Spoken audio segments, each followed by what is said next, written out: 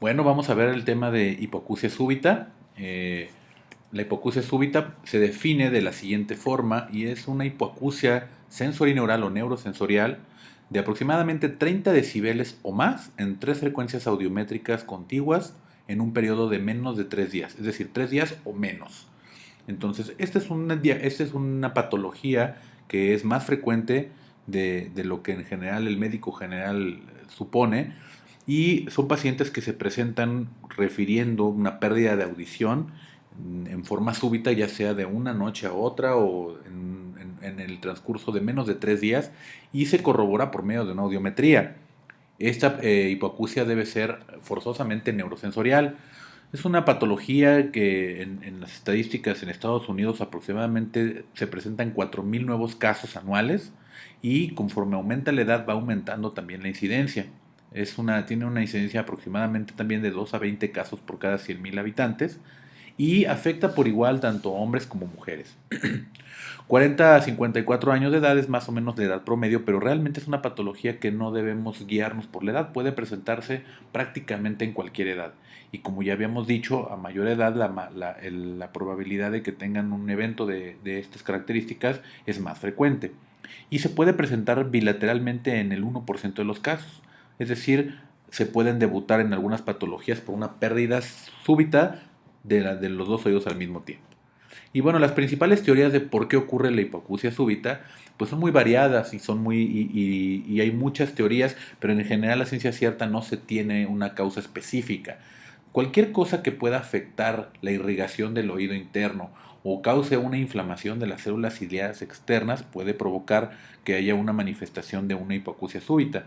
Y por lo regular estas causas van a ser cosas que puedan causar esta inflamación en forma súbita. Una de las etiologías más aceptadas es la etiología infecciosa, es decir, existen diferentes agentes etiológicos que pueden producir una pérdida de audición por inflamación del oído interno, como la Neisseria meningitis, la parotiditis, en general son las más frecuentes, junto con el citomegalovirus, la rubiola, el sífilis. Cualquiera de estas causas infecciosas puede ser la causa de una hipoacusia súbita.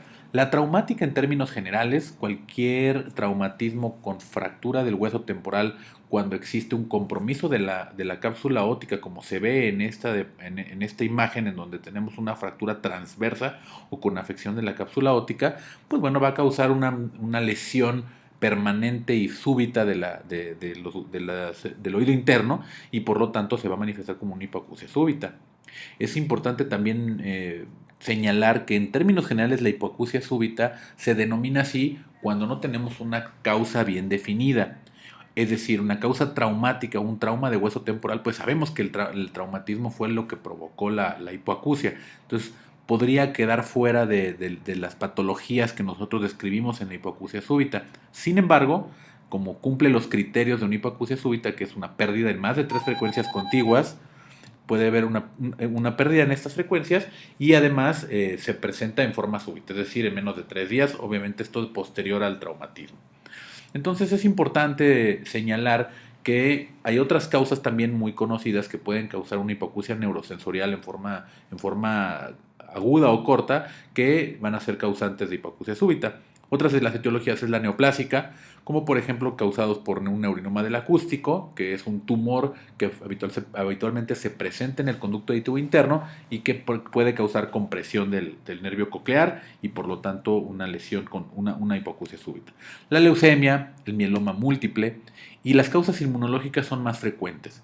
La arteritis de la arteria temporal, la granulomatosis de Wegener o la poliarteritis nodosa son enfermedades que pueden causar que complejos autoinmunes puedan afectar los pequeños vasos o la arteria coclear o los pequeños vasos del oído interno, y esto provocar una disminución súbita del aporte de oxígeno a las células ciliares externas y por lo tanto una inflamación y daño. ¿Ok? Las circulatorias también son causas muy frecuentes, como la anemia de células falciformes, también por el acúmulo de este tipo de células en los pequeños vasos, la insuficiencia vertebrovascular, enfermedad vascular, y la enfermedad vascular llámese cualquier enfermedad o cualquier situación que tenga cierta relación con enfermedad vascular, como puede ser, por ejemplo, la aterosclerosis, los pacientes que tienen hipercolesterolemia, síndrome metabólico, en general tienen más predisposición a tener una enfermedad vascular de pequeños vasos y por lo tanto una hipoacusia súbita. Las causas metabólicas como la diabetes mellitus, la hipocalcemia tirotoxicósica, y las alteraciones del metabolismo del hierro también son algunas causas que pueden ser probablemente causantes de hipoacusia súbita. En términos generales, yo podría decirles que dentro de la teoría viral, la más aceptada es la infección aguda por herpes virus. Y esta es la que en términos generales se conoce como la causa principal o la más frecuente cuando existe la hipoacusia súbita. Otras causas también, por ejemplo, la tóxica como los ototóxicos, la esclerosis múltiple y, como les comentaba, idiopática en la mayoría de los casos porque a ciencia cierta no siempre se tiene la causa exacta. Esto se debe a que para poder nosotros establecer cuál es la causa, la única forma sería pues tener estudios histopatológicos del oído interno en pacientes fallecidos por otras causas y ver en el momento en que tienen una hipoacusia súbita qué es lo que está sucediendo. Esa situación es muy complicada, es difícil y por lo tanto por eso no existen escritos o artículos en el mundo que nos puedan que tengan las teorías exactas sobre esta patología. ¿Okay? Lo que sí es importante es cómo se presenta y la evolución de la enfermedad o la evolución de la hipoacusia súbita y cuál debe ser el manejo para iniciarlo en forma oportuna. La tríada del manejo de la hipoacusia súbita, bueno, pues aquí yo les pongo aquí un flujograma en donde vemos que cuando un paciente se presenta con sordera súbita, pues lo primero que tenemos que hacer pues, es hacer una otoscopía. ¿Y la otoscopía qué vamos a ver? La otoscopía en una hipoacusia súbita normalmente se va a presentar sin ninguna alteración, es decir, una otoscopía normal. ¿Por qué normal? Porque es una afección del oído interno y por lo tanto no va a haber ningún hallazgo a la exploración del conducto auditivo externo, ni tampoco va a haber ningún hallazgo a la exploración de la membrana timpánica. Entonces no tiene por qué haber ninguna alteración, ningún tapón de cerilla, nada. ¿Ok? Si es anormal la otoscopía, entonces, bueno, pues hay que pensar en que que la sordera se asocia a otro tipo de síntomas como vértigo, taponamiento, y por lo tanto la causa puede ser otro tipo de patologías como una afección del oído medio, una otitis media, otitis externa, cuerpo extraño, un tapón de cerumen. Pero si nos vamos en el algoritmo y vemos que la otoscopía es normal, pues eso refuerza el diagnóstico de hipoacusia súbita y por lo tanto lo siguiente que tenemos que hacer es solicitar una audiometría. La audiometría es el estudio de audición, que ya lo hemos visto en otras ocasiones, y este es el que confirma el diagnóstico, ya que el diagnóstico de hipoacusia súbita se hace por hallazgos audiométricos. Les repito los criterios de hipoacusia súbita, que van de la mano con el estudio de una audiometría, que tenga una caída de 30 decibeles en el umbral de por lo menos 3 frecuencias contiguas y que se presenten en 3 días o menos. Entonces, si nosotros vemos eso en una audiometría corroborado, pues nosotros corroboramos el diagnóstico de hipoacusia súbita y después de eso tenemos que buscar los factores que son de buen y mal pronóstico.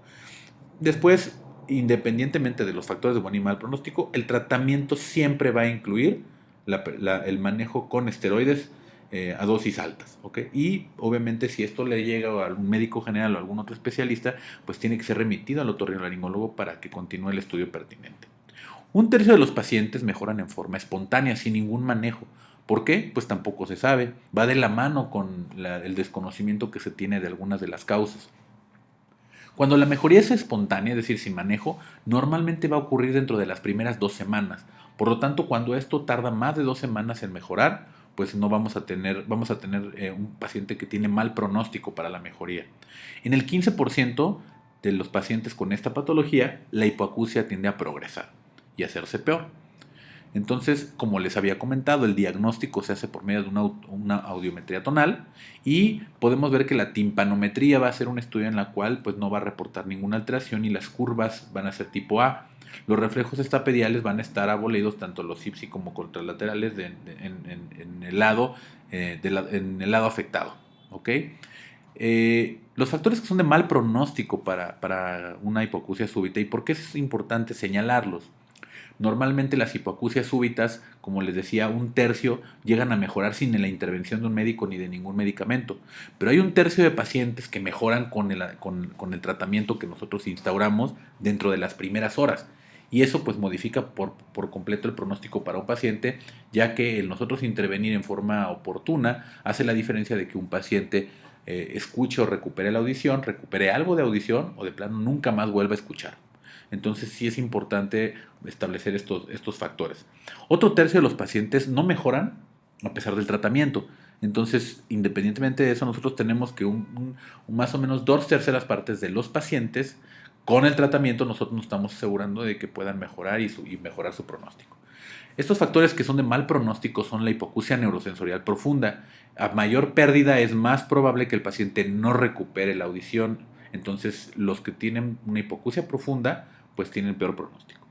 Los pacientes que se presentan con además vértigo, es decir, que se presentan con la hipoacusia y el vértigo con el mismo tiempo de evolución o con el mismo tiempo, coinciden en tiempo, pues bueno, son pacientes que tienen mal pronóstico para recuperar la audición. Si no mejoran dentro de las primeras 2 semanas, también es un factor de mal pronóstico para recuperación final. La hipoacusia bilateral también es de mal pronóstico y el tratamiento y evaluación después de las primeras 48 horas es de mal pronóstico. Por lo tanto, es muy importante hacer hincapié que el diagnóstico temprano es fundamental para que nosotros podamos iniciar tratamiento en un paciente en los primeros 2 días de que inició el cuadro clínico. Bueno, el tratamiento en general, vamos a ver que se puede manejar con vasodilatadores como el nimodipino y la cinaricina. Estos vasodilatadores han demostrado que hacen cierta diferencia, ya que aumentan la perfusión a nivel del oído interno y por lo tanto la recuperación y la disminución del tiempo de hipoxemia a los tejidos del oído interno, pues mejora el pronóstico de recuperación. Esta inflamación de las células ciliadas externas, que además cuando existe una pérdida de estas células, pues no es reemplazable, es decir, es definitiva. Y por lo tanto nosotros tenemos que actuar rápido para limitar la pérdida de células por que genera la inflamación del oído interno en la hipoacusia súbita. ¿Okay? Los antivirales son muy controversiales, se recomienda iniciar aciclovir 1 a 2 gramos en 5 dosis, es decir, 400 miligramos cada 5 veces al día. Hasta 800 cada 5 veces al día. Entonces, el famciclovir o el valaciclovir 3 veces al día también son otros fármacos, sobre todo el valaciclovir, que en 1 gramo cada 12 horas o cada 8 horas ha sido demostrado que puede ayudar. Sin embargo, cabe señalar que en los estudios actualmente los antivirales no son la piedra angular del tratamiento y no hay incluso algunas revisiones donde se demuestra que dar o no antivirales realmente no hace ninguna diferencia, a pesar de que los pacientes se tienen la teoría de que tienen una inflamación o una afección por un herpes virus. ¿Okay? Dar anticoagulantes o terapia antibiótica apropiada pues, no es realmente relevante en la evolución de estos pacientes, a menos que tenga un factor procoagulante muy específico que deba ser tratado. Lo que sí hace diferencia, y como ya habíamos comentado en el algoritmo, son los esteroides. Los esteroides sistémicos son el tratamiento más importante dentro de la hipoacusia súbita, ya que se ha demostrado que disminuyen el daño, limitan el daño por sus efectos antiinflamatorios, aumentan la expresión de acuaporinas 1 y 3 en la cóclea y esta limitación del daño favorece la recuperación de las células que quedan viables y disminuye la probabilidad de que otras células sigan inflamándose y perdiendo su función. La dosis es muy importante. Se va a manejar la prednisona a una dosis de 1 miligramo por kilo por día por 14 días y después se va a ir reduciendo. ¿Por qué 14 días? Porque son las 2 semanas que nosotros esperaríamos que tuviera una mejoría. Si el paciente después de 2 semanas refiere mejoría, bueno, independientemente de que refiera o no mejoría, se tiene que obtener una audiometría nueva para valorar realmente la respuesta. Si el paciente tiene una mejoría en la audiometría a la semana o a las 2 semanas, es aconsejable continuar con las dosis de prednisona en dosis de 1 miligramo por kilo día hasta tal vez 21 días. Después se puede ir disminuyendo. Si el paciente a las 2 semanas con dosis máxima de prednisona no tiene recuperación en audiometría, entonces se recomienda prácticamente empezar a disminuirla porque realmente no va a funcionar nada más. Otra terapia que está actualmente muy en discusión es la aplicación de esteroides intratimpánicos, es decir, instilar esteroide dentro de la caja timpánica para que a través de absorción de la ventana redonda puedan alcanzar concentraciones en el oído interno y eso puede ayudar mucho. ¿Okay? Entonces las formas de aplicación pueden ser por medio de una inyección o puede ser también por la colocación de un tubo de ventilación. Y si se coloca el tubo de ventilación, pues se tiene que adiestrar al paciente a que se apliquen las gotas y puedan penetrar hacia el oído medio. También tiene una técnica específica para permitir que esta difusión del medicamento a través de las ventanas sea mucho más eficiente. ¿Okay? Aquí tenemos un ejemplo en este dibujo de cómo se ve la colocación del tubo de ventilación y independientemente de la colocación del tubo de ventilación se puede instilar directamente la caja timpánica con un yelco largo y delgado, haciendo un pequeño agujero en la membrana timpánica que no va a ser realmente en términos generales una complicación. Una de las causas que son más temidas o que hay que buscar casi siempre en la mayor parte de los casos de una hipoacusia súbita es la patología retrococlear, como el tumor, que es el tumor más frecuente del ángulo pontocerebeloso, que es el neurinoma del acústico, también conocido como schwannoma vestibular. Este neurinoma del acústico o schwannoma vestibular es un tumor benigno de lento crecimiento que se presenta habitualmente en el conducto auditivo interno y que comprime estructuras vecinas, y en este caso, como sabemos, en el conducto auditivo interno, que además es estrecho, tenemos el nervio facial, tenemos el nervio coclear y los nervios vestibulares.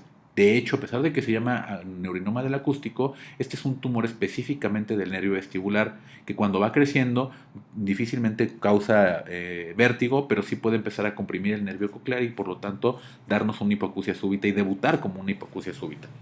No es común que un neurinoma del acústico debute como una hipoacusia súbita, tampoco es raro. Sin embargo, si nosotros tenemos un paciente con hipoacusia súbita, tenemos la posibilidad de que 1 a 2% de estos pacientes que debutan con una hipoacusia súbita sean un neurinoma del acústico.